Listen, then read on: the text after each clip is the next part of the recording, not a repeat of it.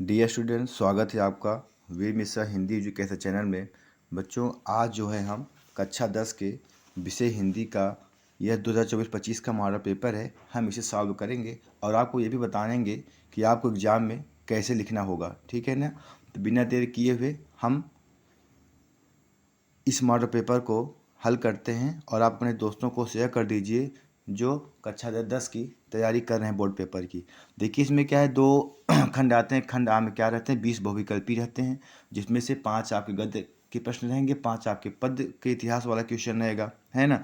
तो इसके बाद जो है बाकी जो 10 बचेंगे उसमें आपके हिंदी के जितने व्याकरण हैं सारे उसमें क्या है आ जाएंगे। तो हम शुरुआत करते हैं, ठीक है ना। तो हम शुरुआत करते हैं जो है, आप जो है ध्यान से आप प्रश्नों को देखते चलना और अपने मन में उत्तर भी देते चलना, जिससे आप हमारे प्रश्न को और अपने प्रश्न को उत्तर आप मन में मिला सको। देखिए, इसमें पहला प्रश्न पूछ रहा है कि बाबू गुलाब राय जो है किस युग के लेखक है ना। तो देखो, जो बाबू गुलाब राय है वो क्या है, वो द्विवेदी युग के लेखक है। किस युग के लेखक है, वो द्विवेदी युग के लेखक है ना। फिर दूसरा प्रश्न पूछा है चिंतामणि किस विधा की रचना है ना। जो चिंतामणि है वो क्या है, एक निबंध है, और वो निबंध किसकी है, रामचंद्र शुक्ल, आचार्य रामचंद्र शुक्ल की यह क्या है, एक निबंध है चिंतामणि। ठीक है ना। तो कौन सी किस विधा की रचना है और कौन लिखा है, ये एग्जाम में जरूर पूछता है। फिर गबन किसकी रचना है, तीसरा प्रश्न है। गबन किसका, आपको पता होगा कि मुंशी प्रेमचंद क्या है, गबन लिखे थे, उनके उपन्यास है गोदान गबन। फिर चौथा प्रश्न पूछ रहा है कि शुक्ल युग की क्या है समयावधि, क्या है समय काल क्या है। एक दो समय अवधि आपके एग्जाम में जरूर पूछते हैं, आप उसको याद कर लेना, ठीक है ना। तो शुक्ल युग की समय अवधि क्या है, 1919 से 1938 ईस्वी, यह क्या है, इनका समय काल है। फिर पांचवा प्रश्न पूछ रहा है कि नीड़ का निर्माण फिर नीड़ का निर्माण फिर ये कौन सी विधा है ना। तो ये जो है आपका जो है आत्मकथा है, इसे किसने लिखा है आपको पता होना चाहिए, हरिवंश राय बच्चन। हरिवंश राय बच्चन जी जो है ये नीड़ का निर्माण फिर आत्मकथा इनकी है, इन्होंने लिखा है। फिर अगर आप क्वेश्चन पूछ रहा है कि प्री प्रवास, जो प्री प्रवास है यह किस युग में लिखा गया है, यह आपका लिखा गया है द्विवेदी युग में। इसको लिखे हैं अयोध्या सिंह उपाध्याय हरिओं जी, इसको लिखे हैं, द्विवेदी युग के वो लेखक थे और उसी युग में लिखा गया था। मधुशाला, मधुशाला किसकी रचना है, यह किसकी रचना है, हरिवंश राय बच्चन की यह मधुशाला क्या है, सी नंबर इसमें ऑप्शन सही है। फिर भारत भारती किसकी रचना है, जो भारत भारती है वह क्या है, मैथिली शरण गुप्त जी की रचना है, ठीक है ना। भारत भारती क्या है, मैथिली शरण गुप्त जी की रचना है। आइए हम आगे चलते हैं 9 नंबर प्रश्न में, है ना। अब देखिए 9 नंबर प्रश्न कह रहा है कि आधुनिक काल का समय काल कब से कब है ना। तो सन कुछ आगे पीछे दे सकते हैं, ठीक है। अब इसमें आपका सही हो जाएगा ए नंबर, ठीक है ना। 1843 से अब तक का आधुनिक काल माना जाता है। तो जो मतीराम है वो किस युग के लेखक हैं, जो मतीराम जी हैं वो क्या है, हमारे रीत काल के वो लेखक हैं। जो मतीराम हैं वो रीत काल के लेखक हैं। हास रस का स्थायी भाव क्या हो जाएगा, आपको पता होगा, हास स्थायी भाव क्या हो जाएगा, हास हो जाएगा। फिर 12 नंबर क्वेश्चन है सोहा तोड़े पीर पर तो श्याम सरो निगात मनो नीलमणि शैल पर आतप पर यो प्रकाश, है ना। इसमें कौन सा अलंकार पूछा है, देखिए जिसमें ये आपका मन मानो जन जानो ये सभी मनहु मानव ये सब आ रहा है, उसमें आपका हो जाएगा उत्प्रेक्षा अलंकार। ये मैं आपको टिप बता दी हूँ, आप हमारे यूट्यूब चैनल में जा करके आप इसे देख सकते हो, ठीक है ना। फिर अगला प्रश्न है कि रोला छंद में जो है कुल कितने चरण होते हैं, तो आपको पता होना चाहिए कि रोला में क्या है 4 चरण होते हैं, है ना। फिर आप अगला क्वेश्चन पूछ रहा है कि आकर्षण, जो 14 नंबर प्रश्न है, जो आकर्षण है इसमें कौन सा उपसर्ग लगा है। तो आकर्षण में कौन सा उपसर्ग लगा है, आ लगा है, इसमें डी वाला ऑप्शन सही हो जाएगा। फिर 15 में पूछ रहा है कि वाक्य के कितने भेद होते हैं, वाक्य के कितने भेद होते हैं रचना के आधार पर। तो 15 का आपका कौन सही हो जाएगा, इसमें आपका 3 नंबर सही हो जाएगा। ये भी मैंने आपको पढ़ाया हुआ है, आप हमारे वीडियो में जाकर देख सकते हो कि वाक्य के बारे में इसमें से 1 या 2 प्रश्न एग्जाम में जरूर पूछा है, आप इसे जरूर देखना। फिर पूछा है पीताम्बर में कौन सा समास है, तो देखिए पीताम्बर में कौन सा समास है, इसमें रहेगा बहुब्रीहि समास, क्योंकि जिसका एक अलग अर्थ हो, ठीक है ना, उसी को बहुब्रीहि कहते हैं। जैसे पीताम्बर अर्थात पीताम्बर कौन धारण करता है, श्री कृष्ण जी, तो श्री कृष्ण से यह संबंधित हुआ, इसलिए आपका क्या हो जाएगा बहुब्रीहि समास। आंसू, आंसू का तत्सम क्या हो जाएगा हमारा अश्रु हो जाएगा, है ना। 17 का ए सही है। फिर उसके बाद 18 नंबर है, कह रहा है कि कृतवाच्य में किसकी प्रधानता होती है? जिसमें कर्ता की प्रधानता रहे वही हमारा क्या होता है? कृतवाच्य होता है। ठीक है ना? 18 का ए सही है। फिर पूछा 19 नंबर में आपसे कोई न कोई रूप जरूर पूछता है, आप इसे याद कर लेना। ताभ्य शब्द में कौन सा वचन है और कौन सी विभक्ति है ना? तो ताभ्यम क्या है हमारा? क्या हो? ऑप्शन नंबर डी सही हो जाएगा। इसमें चतुर्थी विभक्ति है और बहुवचन है। और लास्ट क्वेश्चन 20वां है, किसने पूछा इसमें सर्वनाम कौन से हैं? तो इसमें से सर्वनाम कौन से वह है, आपको प्रोनाउन पता ही होगा। तो निम्नलिखित में से कौन सा सर्वनाम है? वह हमारा क्या हो जाएगा? वह क्या है इसमें से हमारा सर्वनाम है। तो अगर आप हमारे यूट्यूब चैनल पर अगर आप नए होंगे तब आप जो है क्या है हमारे वीडियो को, आप हमारे यूट्यूब चैनल को आप जो है हमारा सब्सक्राइब लाइक कर दीजिए। और आप हम ऐसे आपको बहुत सारे मॉडल पेपर सॉल्व करवाएंगे जो आपके आने वाले एग्जाम में आपके लिए काफ़ी महत्वपूर्ण होगा। ठीक है ना? आपके लिए काफ़ी महत्वपूर्ण होगा। ठीक है।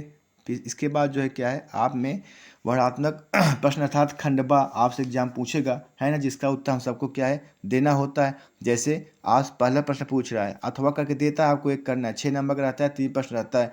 जैसे यह कोई बात नहीं है कि एक स्वभाव और रुचि के लोग ही में ही मित्रता हो सकती है ना? तो ये किस पार्ट से लिया गया है? ये मित्रता पार्ट से लिया गया है ना? मित्रता पार्ट से लिया गया। इसका संदर्भ क्या बनेगा? आचार्य रामचंद्र शुक्ल द्वारा लिखित यह गद्यांश मित्रता नामक पाठ से लिया गया है ना? रेखांकित अंश की व्याख्या पूछ रहा है। अब आपको रेखांकित एक बार पढ़ना पड़ेगा कि इसमें है क्या चीज़, है ना? तो हम इसको पढ़े हैं। तो लेखक का कहने का मतलब ये है कि यह कोई आवश्यक बात नहीं है कि अगर यह जिस व्यक्ति के अंदर जो गुण हो वह अपने ही गुण के अनुसार दूसरे में गुण देखे तभी उसको मित्रता बनाए। ऐसा नहीं हो सकता। लोग ऐसे लोगों को मित्र बनाते हैं जो हमारे रुचि के अनुसार न हो। अगर हमारे अंदर कोई गुण है तो वो गुण उनके अंदर और अधिक होना चाहिए और अच्छा होना चाहिए। इस प्रकार से लोग समाज में अलगाव को देख करके एक दूसरे को क्या करते हैं? आकर्षित होते रहते हैं। वो यह चाहते हैं जो हमारे अंदर गुण नहीं है वो दूसरे के अंदर गुण हो, हम ऐसे मित्र बनाएंगे।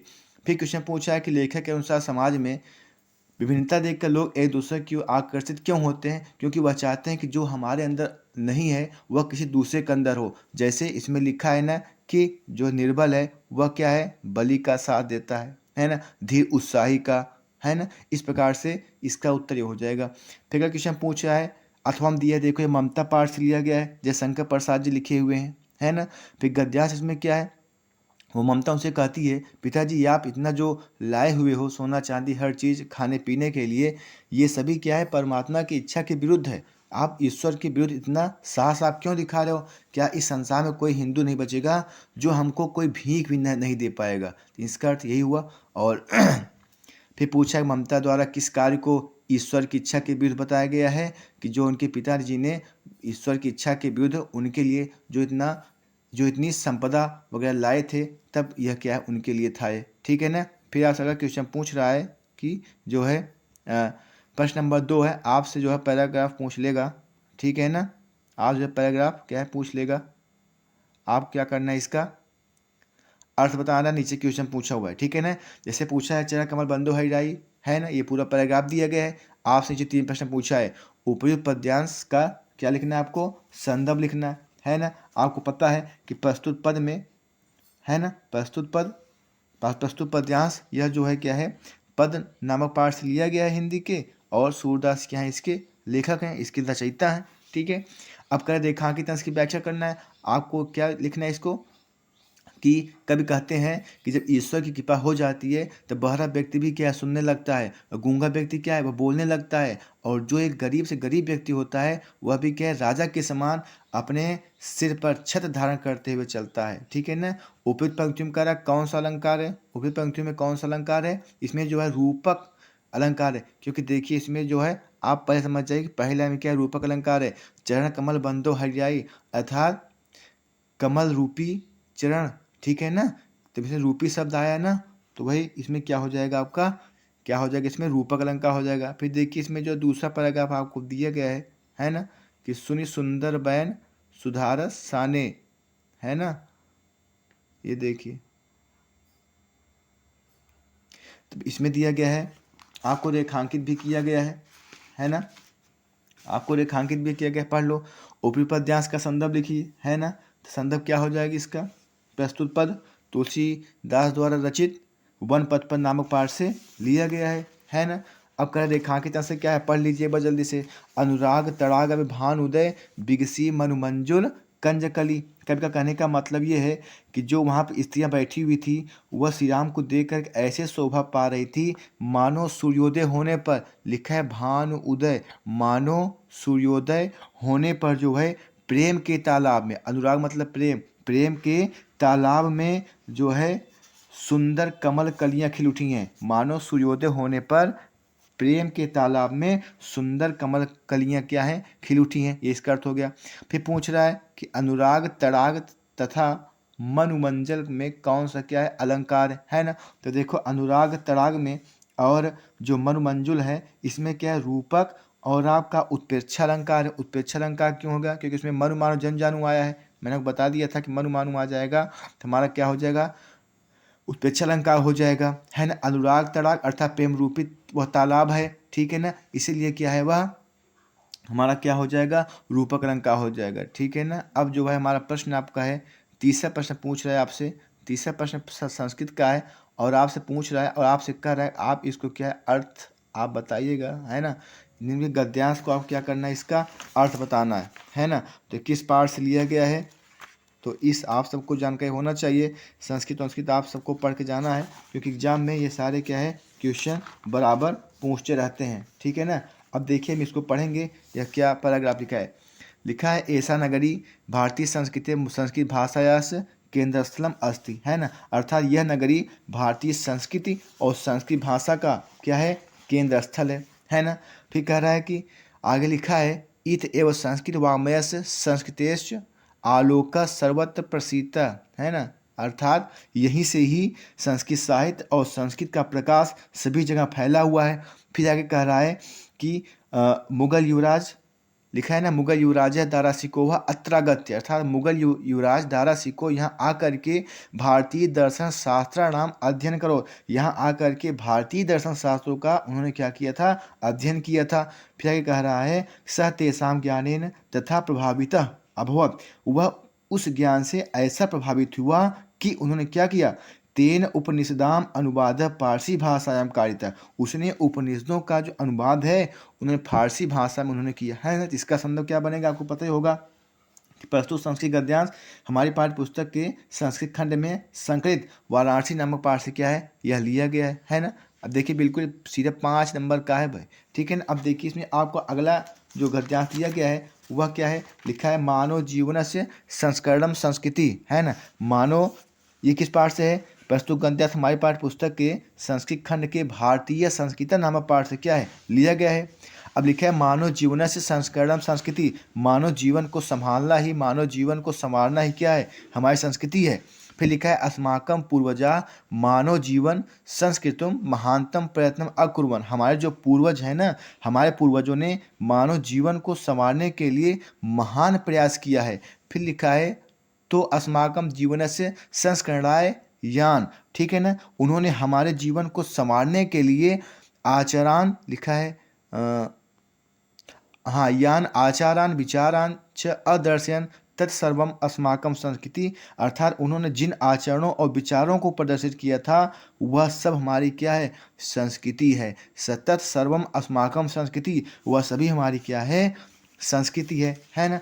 ऐसे ही देखिए आपसे गद्य में प्रश्न पूछा गया है और ऐसे ही आपसे पद्य में भी प्रश्न पूछे जाएंगे, है ना। जैसे अभी ने प्रश्न पूछा है कि अगला देखिए मानम हित्वा प्रियो भवति क्रोधम हित्वा सोचति, आपको 2 गद्यांश में से एक अर्थ लिखना है और इसमें से भी क्या है आपको अर्थ लिखना है ना। अब इसमें पूछ रहा है ना कि मानम हित्वा, है ना, तो ये किस पाठ से लिया गया है आपको पता है, यह क्या है जीवन सूत्राणी है। तो प्रस्तुत श्लोक हमारी पाठ्य पुस्तक संस्कृत खंड के जीवन सूत्राणी नामक पाठ से लिया गया है, जहाँ पर क्या है यक्ष प्रश्न पूछते हैं और युधिष्ठिर क्या है उनके प्रश्नों का इस श्लोक में उत्तर दिए हैं, ठीक है ना। क्या लिखा है मानम हित्वा प्रियो भवति क्रोधम हित्वा न सोचति, तो मानम हित्वा प्रियो अर्थात अभिमान को छोड़कर मनुष्य क्या हो जाता है प्रिय हो जाता है। क्रोधम हित्वा न सोचति, और क्रोध त्याग कर मनुष्य को शोक नहीं करना चाहिए। सोचना माने शोक करना, क्रोध को त्याग करके मनुष्य को शोक नहीं करना चाहिए।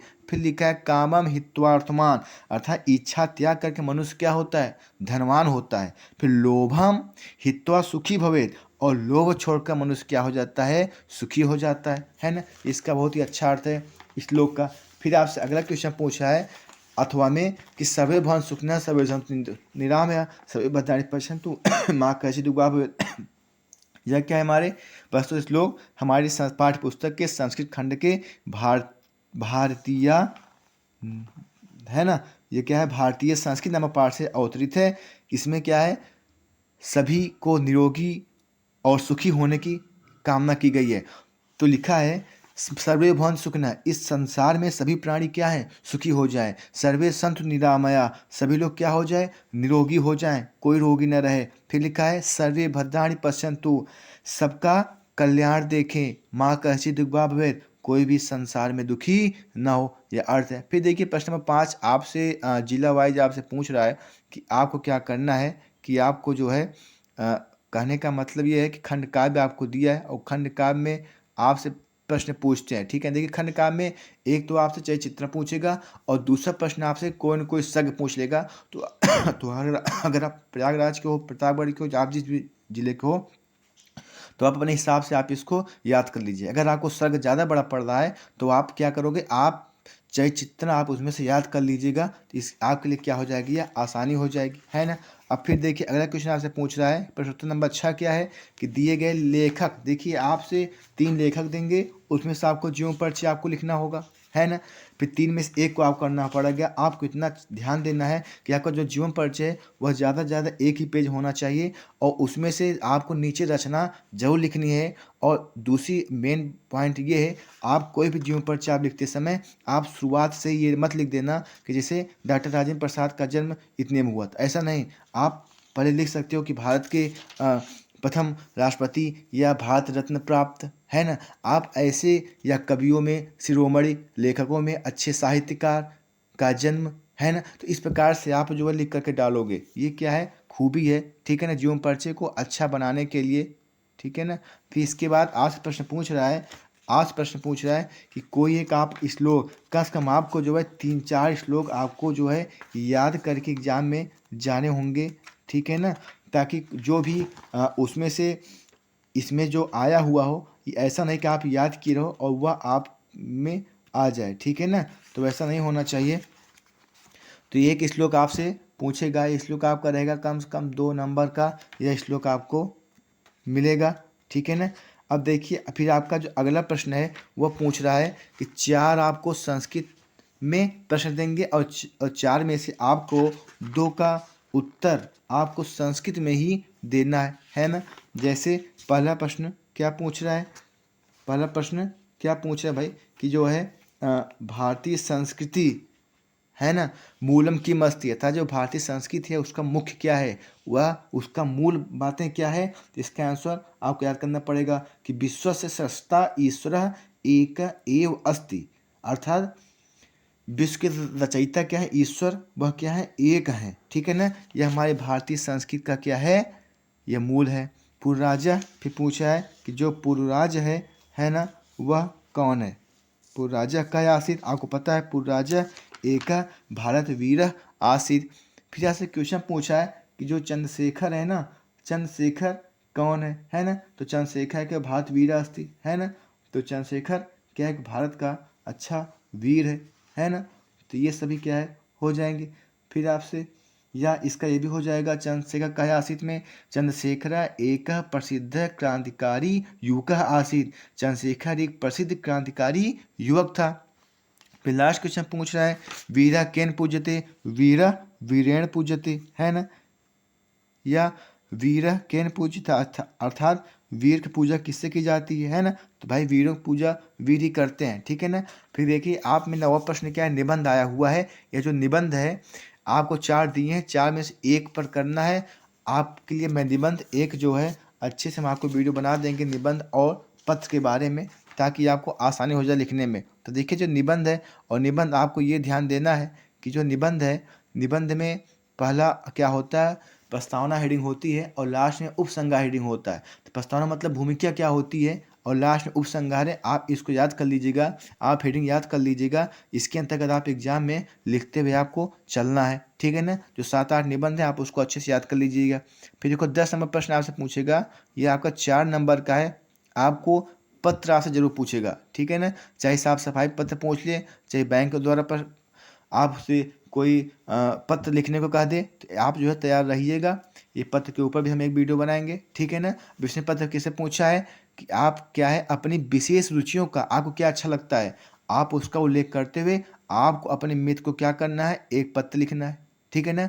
अथवा आपको उत्तर मध्य रेलवे आप यात्रा कर रहे हो, ठीक है ना, और वहाँ पर जो टीटी है, जो टिकट निरीक्षक है, उन्होंने क्या किया आपके साथ, बड़ा ही अभद्र व्यवहार किया है। तो आप क्या करोगे, जो है आप जो है एक शिकायत पत्र लिखोगे आपको, ठीक है ना। तो ऐसे बेटा आपसे क्या है वो प्रश्न जो है पूछेगा। अब आपको यह बताओ आपका हमारे यहाँ जो है जो मैं आप पढ़े इस वीडियो में आपको कैसा लगा, या जो मैं बताया आपको समझ में आया कि नहीं आया। तो जो आपको समझ में नहीं आया हो आप कमेंट कर दीजिए, हम आपको उसको बता देंगे। अगर आप हमारे चैनल पर नए हैं भाई, आप क्या है हमारे चैनल को सब्सक्राइब कर लो, लाइक कर दो। इस वीडियो को अपने दोस्तों को ज़रूर शेयर करना जो बोर्ड की तैयारी कर रहे हैं। हम 2-4 मॉडल पेपर, ऐसे मॉडल पेपर आपको कराते रहेंगे जिससे कि आपको तैयारी एक बेहतरीन ढंग से हो जाए।